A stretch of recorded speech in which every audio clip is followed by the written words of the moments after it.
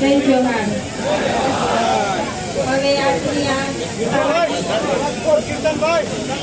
સામાજિક જનસભા સમર્થન સભામાં ઘણી દૂર દૂરથી રાજસ્થાન, મધ્યપ્રદેશ, મહારાષ્ટ્ર, ગુજરાત, અંબાજીથી ઉમરગામ ઘણી મોટી સંખ્યામાં અહીંયા તમે પધાર્યા છો। તમારા બધાનો હું મારા પરિવાર વતી તમારા બધાનો આભાર માનું છું। આજે જ્યારે હું એકલી છું, તમે બધા મારો હાથ મજબૂત કરવા માટે આજે મારી સાથે આવીને ઉભા રહ્યા છો। વરસાદના દિવસો છે, કામના દિવસો છે, છતાં પણ તમારો ટાઈમ કાઢીને તમે અહીંયા મારી સાથે આવીને આજે મારો દુઃખનો ટાઈમ છે તો તમે મારા દુઃખમાં ભાગીદાર બન્યા છો।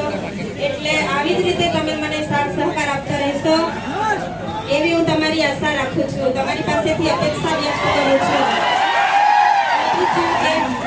હું હવે એકલી છું, મારો પરિવાર જેલમાં છે અને મારા ઘરે બાળકો પણ છે, છતાં પણ તમે બધા મને સાથ સહકાર આપો છો એટલે હું હિંમત રાખું છું। મારા મનોબળને મજબૂત કરો છો તમે એટલે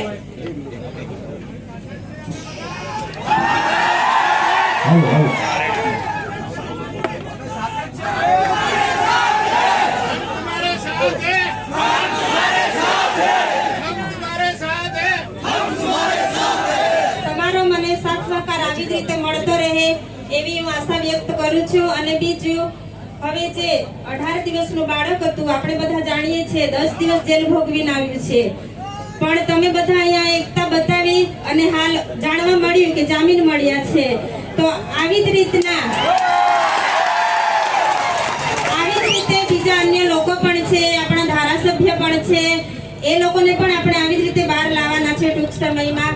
એટલે જ્યાં સુધી ન્યાય ના મળે ત્યાં સુધી આપણે આપણી લડત ચાલુ રાખવાની છે। એટલે તમે બધા ન્યાયની લડતમાં મારી સાથે રહેશો અને મારા પરિવારને સાથ સહકાર આપશો એવી હું આશા રાખું છું। હવે જ્યારે તમે બધા સાથ સહકાર આપશો એવી હું આશા રાખું છું, જ્યારે હું મુલાકાત માટે જઈશ તો હું ધારાસભ્યનું મનોબળ વધારવા માટે દરેક સમાજના લોકો, આપણા ત્યાં પ્રોગ્રામ હતો, દરેક સમાજના લોકો તમારી લાગણી, તમે જે લડો છો તે લડાયકને માન આપીને બધા જ અહીંયા પધાર્યા છો એવું હું તમારા બધા વતી ત્યાં મેસેજ પહોંચાડીશ અને જલ્દીથી જલ્દી ન્યાય મળે એવી આપણે બધા આશા રાખીએ। હવે અંબાજીથી ઉમરગામથી પણ ઘણા લોકો પધાર્યા છો, એટલે જ્યાં પણ લોકોને જરૂર પડી છે ત્યાં ધારાસભ્ય પોતાના પરિવારની ચિંતા કર્યા વગર, જેલોની ચિંતા કર્યા વગર હર હંમેશા આગળ આવીને ઊભા રહે છે। એટલે આજે તમે બધાએ તાકાત બતાવી છે, એટલે આવી જ રીતે તાકાત બતાવજો, મારું પણ મનોબળ મજબૂત કરજો। એટલે જે જેલમાં છે એમનું પણ મનોબળ મજબૂત થશે કે ના, ખરેખર અમે જેલમાં છે છતાં પણ લોકો બધા અમારી સાથે છે, સાથ સહકાર આપે છે, અમને ભૂલી નથી ગયા, અમને ભૂલી નથી ગયા એવું ના થવું જોઈએ। એટલે તમે બધા સાથે રહેજો, સાથ સહકાર આપજો એવી હું આશા વ્યક્ત કરું છું। હવે એક વાર નથી, બે વાર નથી, આપણી સાથે આ ત્રીજી વખત થાય છે।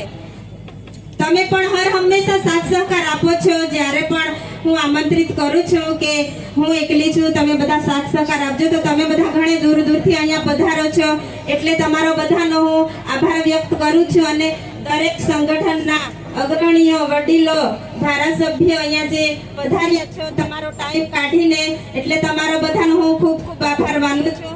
આટલું કહીને મારી વાણીને વિરામ આપું છું। આભાર।